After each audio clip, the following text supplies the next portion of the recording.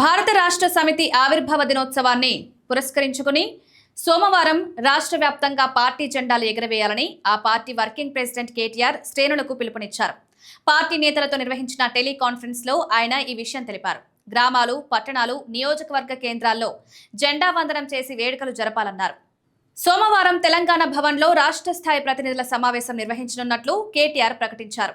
వాస్తవానికి ప్లీనరీ నిర్వహించాల్సి ఉన్నప్పటికీ ఇటీవల జగిత్యాలలో భారీ సభ నిర్వహించడం, ప్రస్తుతం ఎండల తీవ్రత ఎక్కువగా ఉండడంతో ఈసారికి కార్యవర్గ సమావేశానికే పరిమితం చేస్తున్నట్లు వివరించారు. పార్టీ అధినేత కేసీఆర్ ఆదేశాల మేరకే ఈ నిర్ణయం తీసుకున్నట్లు తెలిపారు. ఈ సమావేశానికి రాష్ట్ర కార్యవర్గ సభ్యులు, ఎంపీలు, ఎమ్మెల్యేలు, ఎమ్మెల్సీలు, జిల్లా అధ్యక్షులు, మాజీ ప్రజాప్రతినిధులకు మాత్రమే ఆహ్వానాలు పంపినట్లు పార్టీ స్పష్టం చేసింది. ఆహ్వానం ఉన్నవారు మాత్రమే తెలంగాణ భవన్ కు రావాలని, మిగతా నాయకులు తమ తమ నియోజకవర్గాల్లోనే ఉండి వేడుకలు ఘనంగా నిర్వహించాలని కేటీఆర్ విజ్ఞప్తి చేశారు.